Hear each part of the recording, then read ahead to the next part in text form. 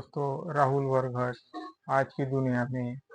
आज देखिए, चाइना ने Fujian aircraft ship east China के निचले भाग में और ताइपेई के आसपास के हिसाब से वो पब्लिश किया। सेकंड है, और दूसरी खबर है आज की दुनिया की, जो कि Laos, Myanmar, Cambodia economic ministry meetings हुई थी 26 अक्टूबर 2025 को। वहाँ पे एग्रीमेंट हुआ था कि इकोनॉमिक के ऊपर फोकस रखा जाए। थर्ड है, जापान में, नॉर्थन जापान में मैग्नीट्यूड आया, सुनामी जैसी हालत हुई। एसोसिएशन प्रेस ने के मुताबिक जो इंडियन एक्सप्रेस ने कहा और इंडियन एक्सप्रेस ने जो कहा वो हम आपको बता रहे हैं। और फोर्थ न्यूज़ है, जो कि है कंबोडिया थाईलैंड के बीच पीस एग्रीमेंट। तो चलिए, राहुल वर्गड़ आज की दुनिया में हम विस्तार से खबरें देखते हैं।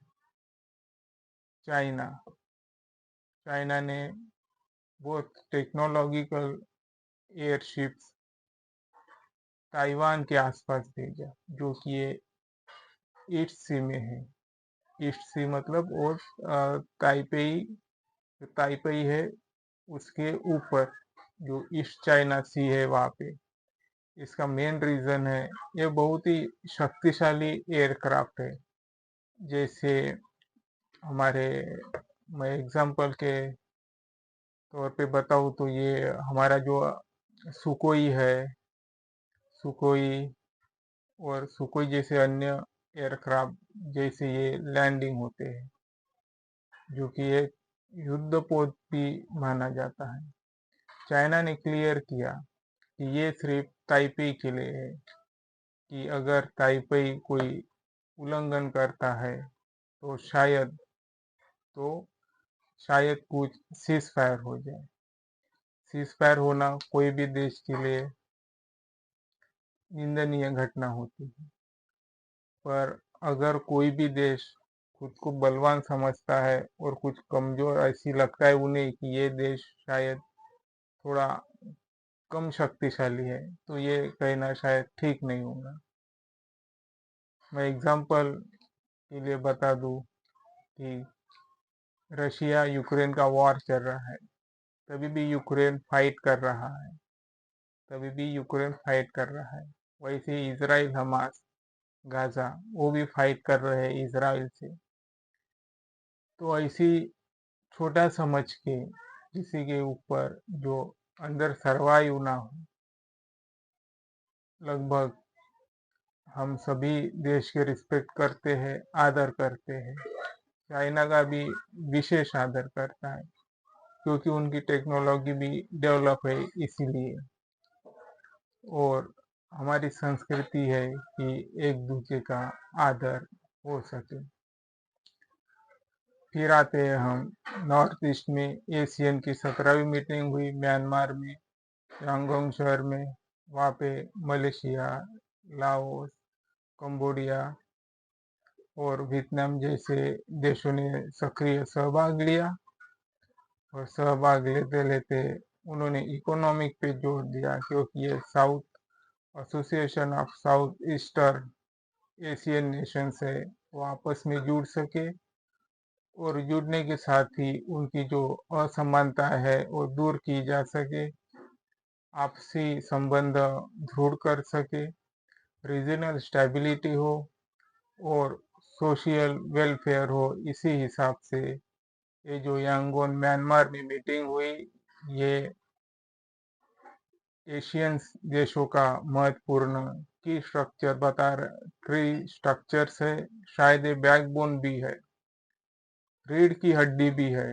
इसीलिए ये जो मीटिंग्स हुई कंबोडिया, लाओस, म्यांमार, वियतनाम, ये देखने योग्य बात होंगी। और इस कंट्रीज में आगे की जो मीटिंग्स होंगी, इसमें कौन कौन इंक्लूड होगा और कौन कौन ना इंक्लूड होगा।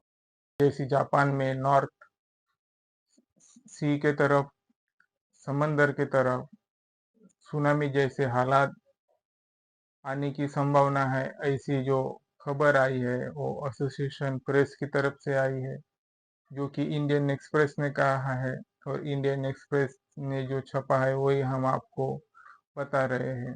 जो मैग्नीट्यूड आया वो लगभग 6.6 के आसपास है या उससे ऊपर भी हो सकता है। जो सुनामी जैसी, साइक्लोन, टाइफून जैसी जो ऐसी तरंगे आती है, वेव्स आता है, इससे बहुत बड़ा स्ट्रक्चर डिस्टेबलाइज होता है। वैसे ही हम टाइफून जैसी कुछ ये हुरिकेन की बात करें, मेलिसा और साइक्लोन, साइक्लोन मोन्था भी अभी अभी की बात है आए थे, तो उन्होंने कितनी तबाही मचा दी ये भी हमें देखने को मिलता है। बारिश की झड़पें लगती रहती है। तो इस व्यू के हिसाब से जापान में स्ट्रिक्ट अलर्ट हो चुका होगा और वो हुआ भी होगा। तो हमें यही अपेक्षा लगानी है कि अवेयरनेस रहना है, केयरनेस रहना है, और इस पे नजरें गड़ाना चाहिए कि ये कितना लगभग और ऊपर आ सकता है। अभी हम बात करते हैं कंबोडिया थाईलैंड की। 26 अक्टूबर को कुआलालंपुर में मीटिंग हुई मलेशिया में एशियन राष्ट्रों की। प्रेसिडेंट डोनाल्ड ट्रंप, मलेशिया के पीएम इब्राहिम अनवर जी वो भी वहाँ पे मौजूद थे। उनकी मौजूदगी में ही ये जो पीस पैक्ट हुआ है कंबोडिया थाईलैंड का, वो सफल हुआ है। डिफेंस ऑफ मिनिस्ट्रीज ने कहा कि जो डिस्ट्रक्टिव वेपन्स हो चुका है, इक्विपमेंट डिस्ट्रक्टिव हो चुके हैं, और जो दोनों ही देश की सेना है वो आपस में थोड़ी दूर हो चुकी है। तो एक वेल है, अच्छा सहभाग है। और हाँ, अगर आपको हमारा चैनल अच्छा लगता है तो हम रिक्वेस्ट करते हैं हमारे चैनल को लाइक, शेयर, सब्सक्राइब जरूर करें। जो वेपन्स है वो डिस्ट्रक्टिव करना किसी भी देश के लिए, टेरिटोरियल के लिए, बाउंड्रीज के लिए सफलतापूर्वक परीक्षण है, सफलतापूर्वक परीक्षण है। तो जो कंबोडिया थाईलैंड के बीच जो गतिविधियां चल रही थी, तो शायद एशियन राष्ट्रों के, एशियन संगठनों के, एशियन यानी इनका फुल फॉर्म बता दो, association of south east Asian Nations, जो साउथ ईस्ट राष्ट्रों का संघ है, संगठन है, उसका ये प्रतिनिधित्व करती है एशियन।